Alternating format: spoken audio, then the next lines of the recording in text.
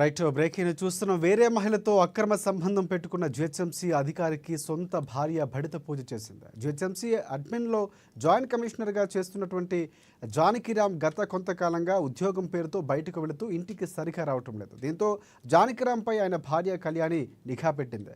ఈ క్రమంలో తనకన్నా 20 ఏళ్ల తక్కువ వయసు ఉన్న అమ్మాయితో వివాహేతర సంబంధం పెట్టుకున్నాడని వీరిద్దరూ సికింద్రాబాద్ వారాసిగూడలో ఉంటున్నట్లు కూడా గుర్తించిందామె.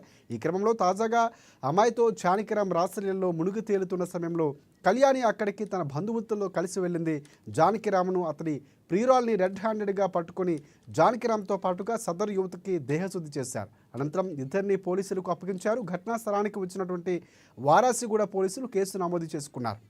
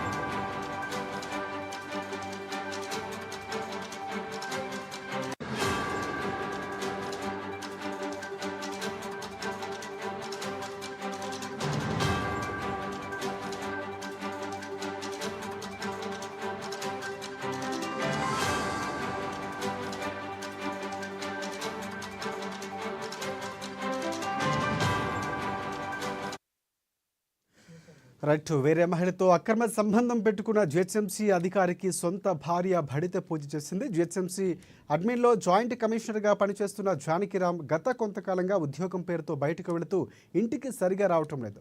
దీంతో జానకిరామ్పై ఆయన భార్య కళ్యాణికి అనుమానం వచ్చి నిఘా పెట్టింది. ఇక ఈ క్రమంలో తనకన్నా 20 ఏళ్ల తక్కువ వయసున్న అమ్మాయితో వివాహేతర సంబంధం పెట్టుకున్నాడని వీరిద్దరూ సికింద్రాబాద్ వారాసిగూడలో ఉన్నట్లు గుర్తించింది ఆమె.